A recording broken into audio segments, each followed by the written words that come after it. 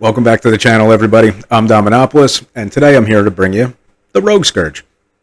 The reason why we're doing the Rogue Scourge is, well, she's part of the Journey to Apocalypse, which is the whole point of these videos that I'm making is the Journey to Apocalypse. But she's actually one of the horsemen that's still kind of useful in the game, in War and in Crucible, so it's nice to have her.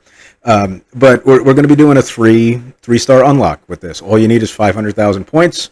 I'm going to show you how to do it, which teams to do it, and the whole idea of these videos is to min-max your way through. I'm ultimately going to try to take these 3-star horsemen to unlock a 7-star Apocalypse. Now, I'm going to be perfectly clear with this. You can unlock a 7-star Apocalypse without 7-star horsemen. There is a gear tier requirement. There is an ISO requirement. You have to be level 85, gear tier 16, blue ISO 4 to get the baby Apocalypse. You got to be level 90, gear tier 17, blue ISO 5 on 18 to 23 characters or something like that to get the big boy Apocalypse. So we got some time to do it. You could ultimately wait on these Scourges until you're level 85 and just plow through them with a gear tier 16s. But I'm here to show you just the basic unlock. And the fun part of this journey, too, is it's teams that you're using already in the meta. We're min-maxing. So if you don't know min-maxing, it's minimum effort, minimum resources for maximum results. So the whole idea is to save as many resources as I can for you guys.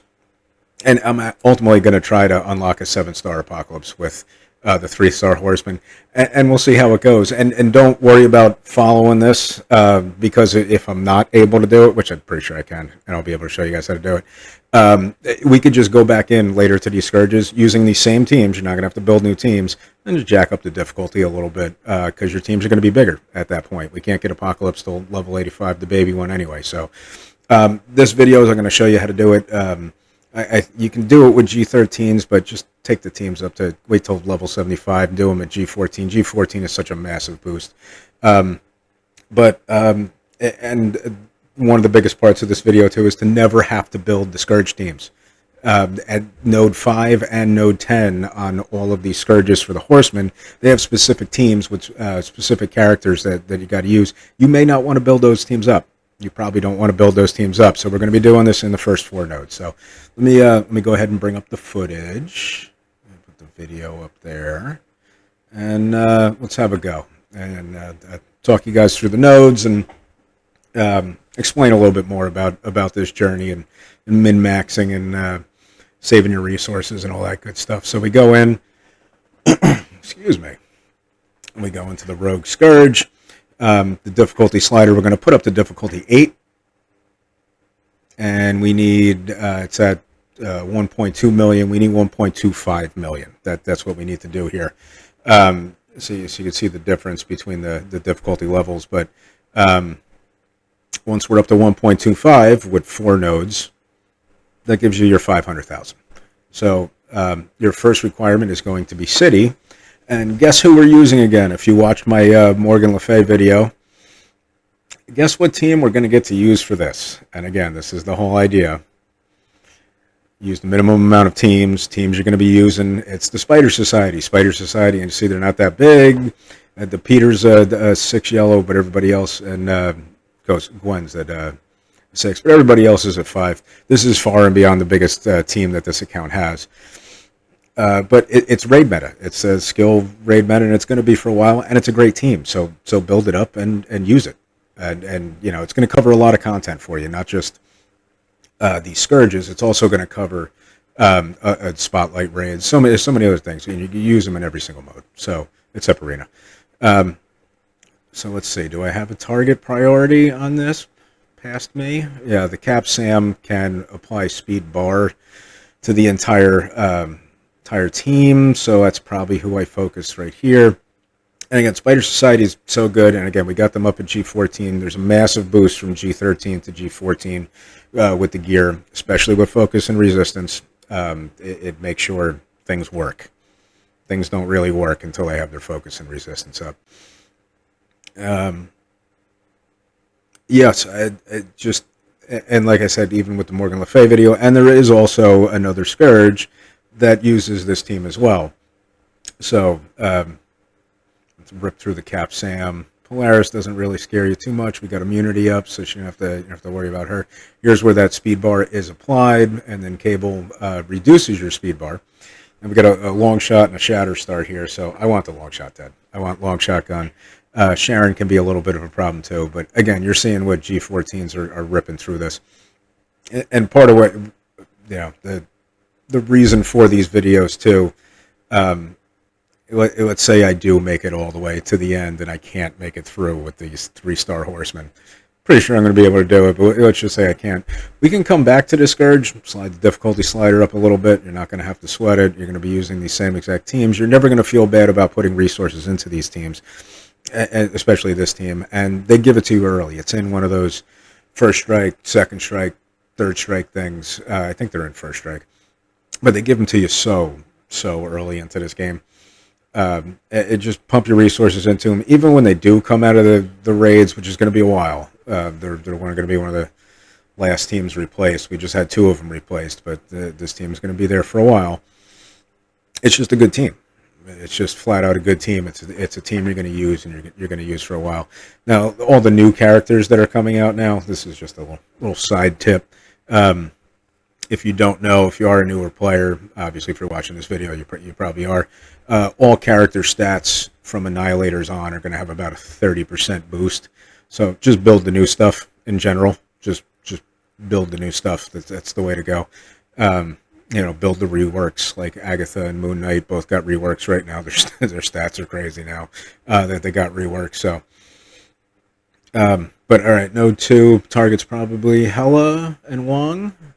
I think that's probably who I'm gonna have to go over here. I'm not really worried about Gambit's retaliation, especially at this level. So getting that Hela gone, you can't kill the Greg, the guy dancing at the top of the screen. He's going to keep reviving until you get rid of the Hela. Still a great character after all this time. Let's see. I'm probably assuming she's going to bleed out, so I'm going to go after Gambit.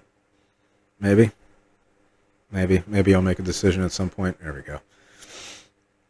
And the Hela's dead anyway. At some point, I probably should take care of that Wong that's up there, because if he taunts, that gets really, really annoying.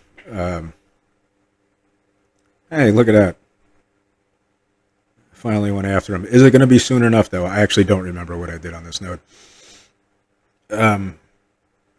So, again, the whole point of this series, I'm not telling anybody to stop at 3 stars on this character, especially Rogue. You actually are going to want her up higher. But the Node 5 teams for Rogue are A-Force, who I absolutely love. I absolutely love A-Force, but as a new player, I wouldn't build it. Young Avengers, that's the team that, and A-Force were the teams that we had to use the first time around when this came out. It was actually fun. I actually got a 7-star on her first pass. I went big on this event. When it first happened, God knows how long ago. Why'd I use the ult there? That's a waste. Past me is dumb.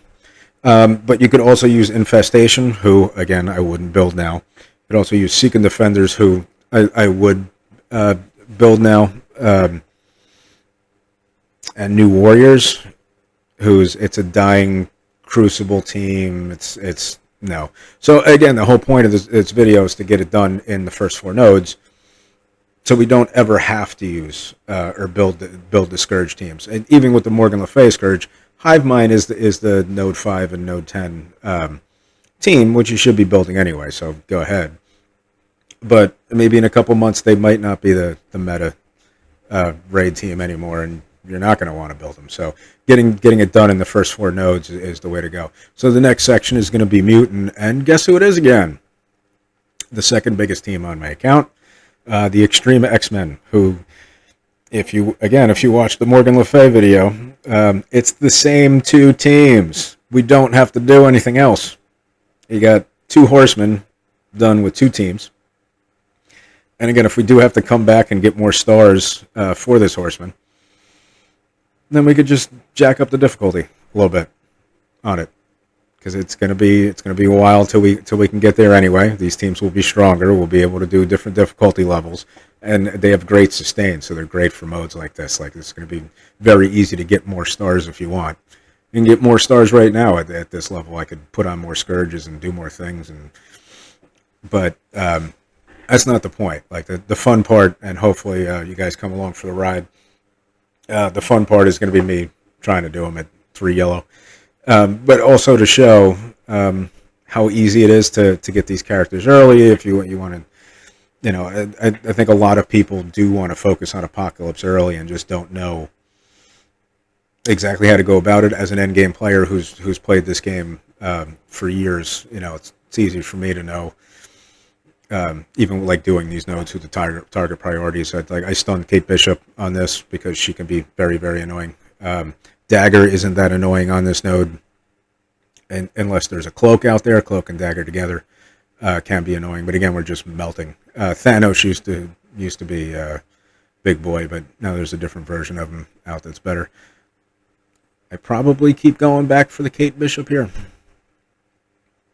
Yeah. I don't know what I'm doing here. What are you doing past me? Am I going to waste the ult? Nope. Still just going after the Kate. Yeah, so, I mean, like, the idea is to use the least amount of resources to get this. If you do want to come back later and get higher versions of the Horseman, it's a good idea, because some of them are actually good. Rogue being one of them. At the time when she first came out, everybody thought she was going to be the worst one, or she was actually. That team was the worst team. And now she might be, her and Red Hulk might be the best of what's left.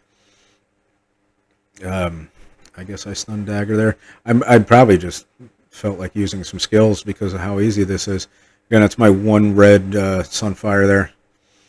Alright, again, a Hela and a Strife can be annoying here. So, and Ebony Maw, who didn't spawn. Oh, there are the buffs. I was going to say I didn't spawn with the buffs. So the Hela's got to go. I probably just ult. The Strife's got to go. The Colleen Wing's got to go. Because when you kill a Greg, you see Hela do that little hand gesture. She gets a little speed up there.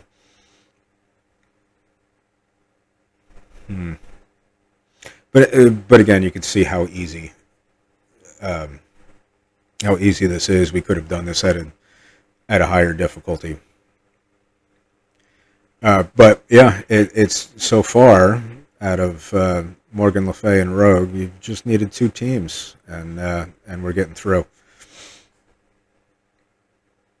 No, and probably could have auto-basicked at this point. Am I auto-basicking? There I am. All right, let's get through to the last node. One thing that I do want to add into it is that save all of your ISO 4, blue ISO 4, and blue ISO 5 credits. That is going to be the biggest wall in place for you to get through to Apocalypse, because you're going to need a bunch of characters up there at ISO 5. So